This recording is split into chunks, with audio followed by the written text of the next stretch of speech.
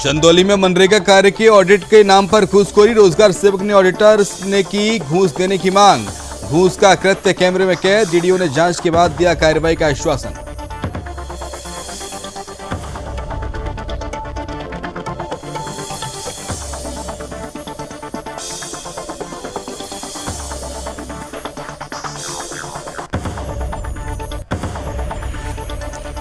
नरसंहार मामले में घायल अनमोल से सीएम योगी ने की मुलाकात। अनमोल के स्वास्थ्य कामना के लिए की पूजन।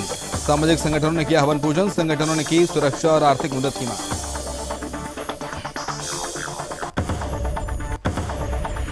मथुरा में कब्रिस्तान बनाकर कब्जा करने का मामला। पटेल आश्रम और मंदिर की जमीन पर कब्जा। मुस्लिम समाज ने कब्रिस्तान बनाकर किया कब्जा। सूचना के बावजूद कोई कार्रवाई नहीं।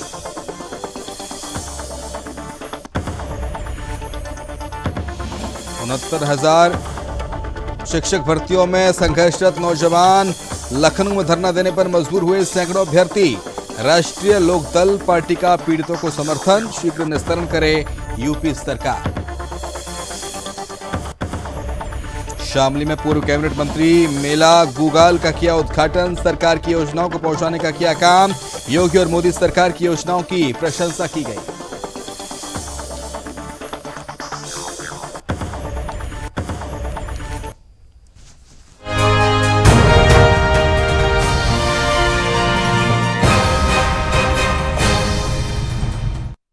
बहुत स्वागत है आपका। सुदर्शन न्यूज देख रहे हैं आप। मैं हूं आपके साथ शिवम सोनी। खबर यूपी के शामली से है, जहां पर पूर्व कैबिनेट मंत्री सुरेश रैना थाना भवन में मेला गुगाल पहुंचे और वहां पर पहुंचकर मेला गुगाल का उद्घाटन उन्होंने किया। वहां पर मौजूद अधिशासी अधिकारी जितेंद्र राणा, सभासद आदि सभासदों ने पूर्व कैबिनेट मंत्री का गुलदस्ता भेंटकर भव्य स्वागत किया। अपने संबोधन में पूर्व कैबिनेट मंत्री सुरेश रैना ने बताया कि मोदी जी और योगी जी के कार्य को गिनवाया जाए वो बेहद कम है। आज महिला योगी राज में कितनी सुरक्षित हैं। महिलाएं किसी भी समय रात को मेले में घूमकर अपने घर जा सकती हैं। मोदी और योगी सरकार में महिलाओं को सम्मान मिला है। ग्रामवासियों को संबोधित करते हुए पूर्व कैबिनेट मंत्री सुरेश राणा ने आगे क्या कुछ कहा, सुनाते हैं। कोई आ गया तो पूरे के पूरे छीट को सड़क के। हर वर्ष की भांति आज भी नगर थाना भवन में ऐतिहासिक जो जहारवीर गोगा महाराज का जो मेला भरता है, बहुत पौराणिक है।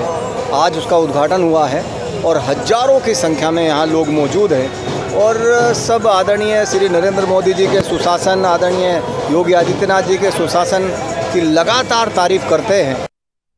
खबर यूपी के लखनऊ से है, जहां पर 69,000 शिक्षक भर्तियों में संघर्षरत नौजवानों को रालोद का साथ मिल गया है।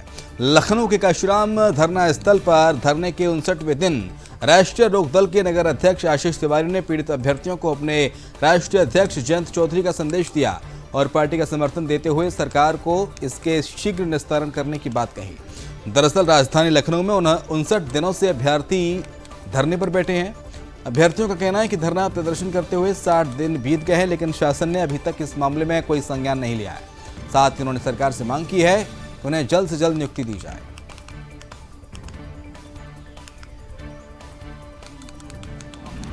संविधान के द्वारा जो प्रक्रिया बनाई गई है कि कार्यपालिका, न्यायपालिका और व्यवस्थापिका, और यहाँ पे न्यायपालिका जो एक सर्वोपरि संस्था है और उसका भी सर्वोच्चतम न्यायालय यानी सुप्रीम कोर्ट से हमारा आदेश जो है, हमारी नियुक्ति का आदेश आया था 9 नवंबर 2022 को।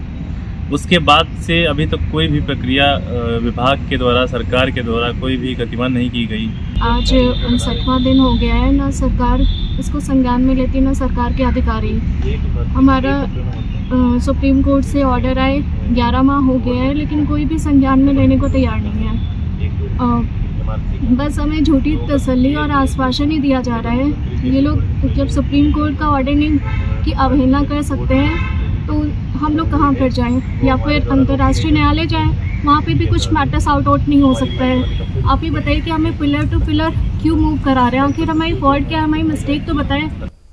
और खबर यूपी के चंदौली से, जहां पर सरकार गांव के विकास के लिए तमाम योजनाएं चला रही है, वहीं गांव के विकास में महत्वपूर्ण भूमिका निभाने वाली मनरेगा योजना में बड़ा गोलमाल का मामला सामने आया है। बता दें कि ग्राम पंचायत स्तर पर मनरेगा योजना के माध्यम से कराए जा रहे कार्यों के ऑडिट के नाम पर मनरेगा कर्मियों के द्वारा घूसखोरी कृत्य किया जा रहा है। पूरा मामला सदर ब्लॉक के सिकंदरपुर गांव का है, जहां पर मनरेगा कार्य के ऑडिट के नाम पर नियुक्त ऑडिटर के द्वारा ग्राम रोजगार सेवक से धन वसूली का वीडियो सामने आया है। इस मामले में डीडीओ लक्ष्मण प्रसाद ने बताया कि वीडियो संज्ञान में आया है और एक दुस्साहसिक वारदात है। पूरे मामले की जांच कर दोषी कर्मी के खिलाफ सख्त कार्रवाई की जाए। ये कोई बात नहीं हुआ है सर। अभी चाप काट लेकर के हुआ था मामला, उसको हम भी अपने से गलती कर दिए थे, डिलीट करवा दिए थे इन्हीं लोग के त्रस्त होकर प्रधान जी के तहत। तो फिर उसको इशू करवाने के लिए हमसे लोग डिमांड किए कि कुछ मत दीजिए तब होगा, तो 15,000 रुपया दिए थे सर हम। फिर अभी ऑडिटर का हुआ है, ऑडिटर गया था 3 दिन से, तो वहाँ कोई कागज पत्र प्रधान जी नहीं दिखाए, लेकिन प्रधान जी कहते हैं कि हम एक को दिखाए हैं। ऐसे देखिए कहीं सुनी बातों पर नहीं कोई तथ्य इस तरह से कोई अगर प्रकरण आता है तो निश्चित रूप से उसकी जांच होगी और उचित कार्रवाई। सर कभी कहीं सही, लेकिन अभी तो वीडियो एक है जो कि सच है कि पैसा ले रहे हैं गिनते हुए और महिला को भी धमका रहे हैं कि नहीं डीएम साहब के हम पेश करेंगे, ऐसे करेंगे। इस पूरे प्रकरण की जांच होगी और नियंत्रण जो है फाइंडिंग्स जो आएगी उसके नियंत्रण जो है उचित कार्रवाई। खबर यूपी के सोनभद्र से है, जहां पर देवरिया में जमीन के विवाद में एक ही परिवार में 5 लोगों की हत्या कर दी गई थी। उसके बाद गंभीर रूप से घायल बच्चे अनमोल दुबे से सीएम योगी आदित्यनाथ ने मेडिकल कॉलेज में मुलाकात कर पीड़ित का हालचाल जाना। देवरिया में हुए नरसंहार में घायल अबोध बालक अनमोल दुबे के लिए सोनभद्र में सामाजिक संगठनों ने महामृत्युंजय जाप और हवन पूजन कराया और सामाजिक संगठनों के द्वारा आर्थिक सहयोग एकत्रित कर अनमोल और उसके भाई को जल्द से जल्द सहायता पहुंचाई जाएगी। सामाजिक संगठनों के द्वारा अपराधियों और दोषियों पर कड़ी कार्रवाई करने की मांग की गई है और सरकार की तरफ से अनमोल और उसके भाई को कड़ी सुरक्षा, आर्थिक मदद और सरकारी नौकरी देने की मांग की गई है। स्वागत है। बात उत्तर प्रदेश के बदायूं की होगी, जहां पर रोडवेज वर्कशॉप में खड़ी बस अचानक स्टार्ट होकर मैकेनिक के ऊपर ही चढ़ गई। हादसे में मैकेनिक की मौके पर ही मौत हो गई और पुलिस ने शव को कब्जे में लिया है, पोस्टमार्टम के लिए भेजा है। मैकेनिक की मौत की खबर सुनने के बाद परिवार में कोहराम मच गया। मैकेनिक रोडवेज वर्कशॉप में बस की सर्विस कर रहा था और इस दौरान वहां पर दूसरी बस अचानक स्टार्ट हुई और चल दी। उसकी चलते मैकेनिक की कुचलकर ही मौत हो गई। फिलहाल रोडवेज के अधिकारियों का कहना है कि मैकेनिक के परिवार की हर संभव मदद की जाएगी।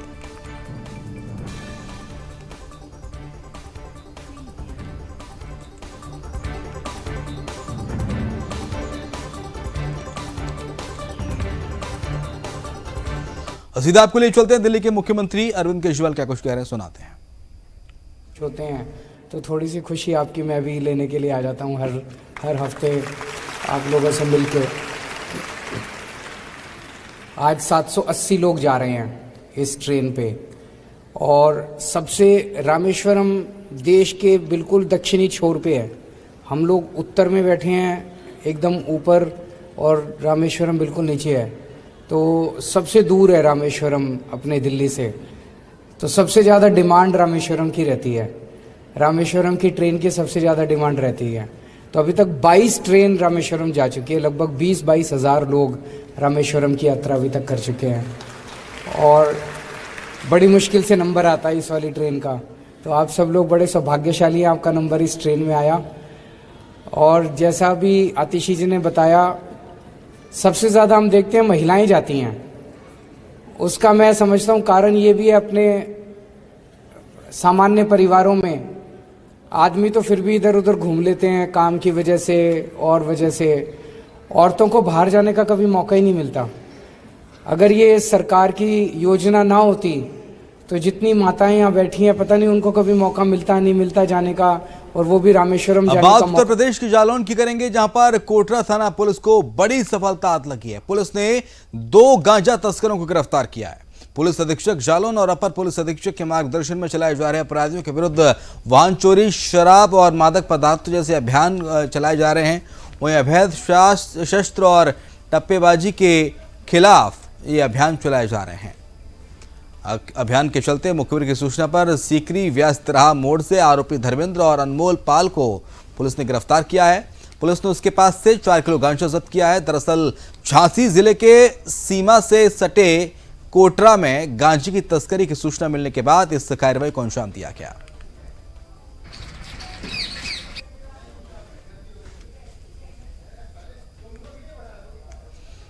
खबर उत्तर प्रदेश के बिजनौर से है, जहां पर एक मॉल के परिसर में एनडीआरएफ की 17 सदस्यीय टीम और जिला आपदा प्राधिकरण के सहयोग से आपदा से बचने के गुर सिखाए गए। राष्ट्रीय आपदा प्रबंधन प्राधिकरण गृह मंत्रालय भारत सरकार के निर्देश पर फेमैक्स प्रोग्राम के तहत 8D बटालियन एनडीआरएफ गाजियाबाद के 17 सदस्यों की टीम कमांडर राजीव विश्वकर्मा के नेतृत्व में यहां पहुंची। आज जिलाधिकारी के निर्देशन पर जिला आपदा प्रबंधन प्राधिकरण के सहयोग से टीम ने मॉक एक्सरसाइज और आपदा प्रबंधन प्रशिक्षण दिया। पकड़ के और उसमें किसी लकड़ी या पेन से व्यक्तिगत आपदा प्रबंधन भी बहुत जरूरी होता है। जैसे कि आप अभी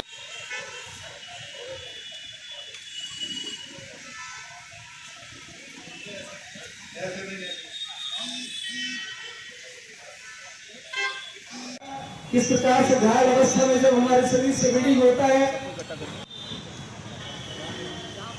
देखिए, ये जनपद बिजनौर में जिला अधिकारी के निर्देशानुसार ये फेमिक्स प्रोग्राम जो कि 8 एनडीआरएफ गाजियाबाद द्वारा यहाँ पे जनपद में सभी विभिन्न स्थानों पर अलग अलग प्रकार के आपदाओं से बचाव के लिए क्या करने चाहिए, क्या नहीं करने चाहिए संबंधित जन जागरूकता प्रशिक्षण कार्यक्रम का आयोजन किया गया है।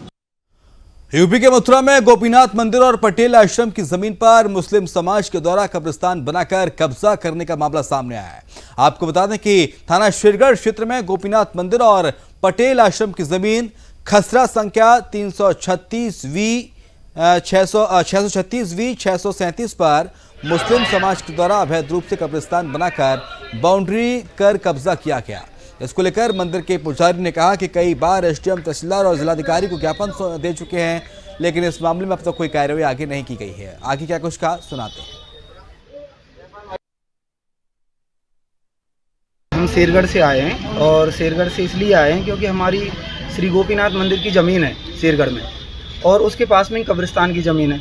कब्रिस्तान की ज़मीन को मुसलमान जो हैं पक्ष वो बढ़ाते जा रहे हैं उसको और दिन प्रतिदिन उस पर हमारी ज़मीन पर कब्जा करते जा रहे हैं और हमने कई बार कोशिश की है, नापतोल भी हुई है उसकी, लेकिन उसका कोई असर नहीं है। वो लोग मानते नहीं हैं। हमारी प्रशासन से, शासन से यही मांग है कि भाई हमारी ज़मीन को हमें दिया जाए।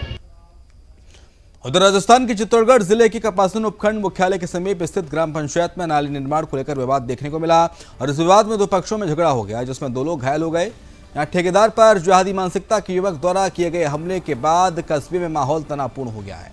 आक्रोशित लोगों ने दुकानों में आग लगा दी है। इस विवाद के बाद पुलिस का भारी जत्था तैनात किया गया है। इस मामले में कपासन विधायक ने क्या कुछ कहा, सुनिए।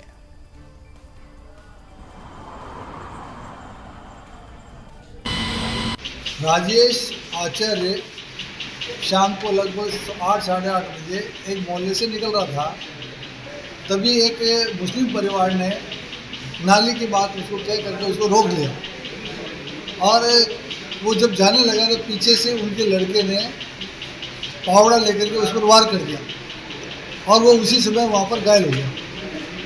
घायल होते ही जब उनको हॉस्पिटल लेके गए थे और हॉस्पिटल के अंदर उनको भर्ती कराया गया, हालात ऐसे थे, मरणासन की स्थिति में था, ईश्वर ने उनको बचा लिया। बात छत्तीसगढ़ की होगी, जहां पर कोंडागांव जिले के ग्राम परौदा में मूलभूत सुविधाओं के अभाव में जीवन यापन करने को वहां पर ग्रामीण मजबूर हैं।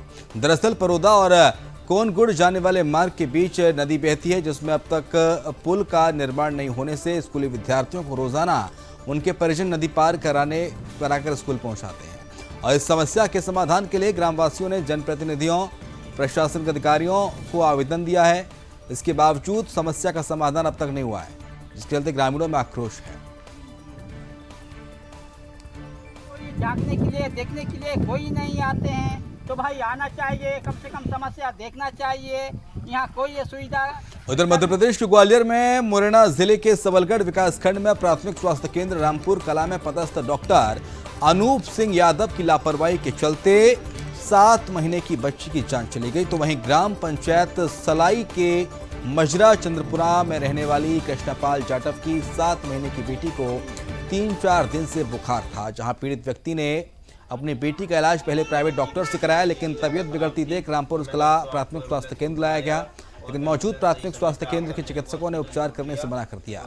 वहीं समय पर इलाज नहीं मिलने से बच्ची की मौत हो गई। तो डॉक्टर साहब करीब आधा घंटे के बाद डॉक्टर साहब निकले थे, तो उन्होंने बोला इसमें बच्ची की तबीयत मेरी की ज़्यादा ख़राब थी, तो मैंने 108 को एम्बुलेंस को बुलाया और एम्बुलेंस सही समय पे आकर मेरे को हॉस्पिटल छोड़ दिया।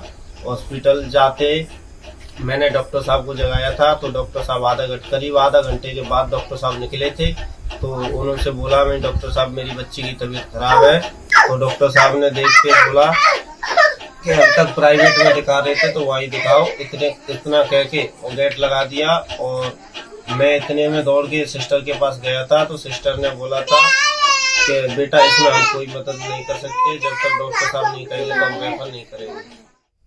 इधर मध्य प्रदेश के टीकमगढ़ जिले के नगर पलेरा में पिछले 25 साल पूर्व तहसील कार्यालय मध्य प्रदेश शासन के द्वारा खोल दिया गया, लेकिन पलेरा नगर में एसडीएम कोड, एसडीओपी कार्यालय एवं ट्रेजरी कार्यालय नहीं खोला गया, जिससे इस क्षेत्र की जनता में भारी आक्रोश पनप रहा है। एसडीएम कोर्ट उपपंजीयक कार्यालय खोलने की मांग लगातार की जा रही है।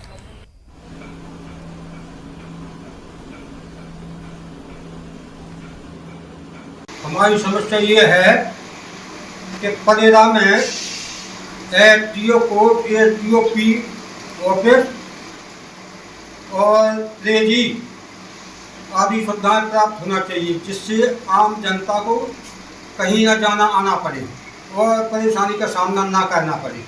अभी रजिस्ट्री काटने के लिए कहाँ जाना पड़ता है? जतारा। वहाँ पूरा दिन लग जाता है। पूरा दिन लग जाता है और कभी कभी काम भी नहीं हो पाता है। इसके साथ इस बुलेटिन में फिलहाल इतना ही। खबरें लगातार जारी हैं, आप देखते रहिए सुदर्शन न्यूज। जय हिंद।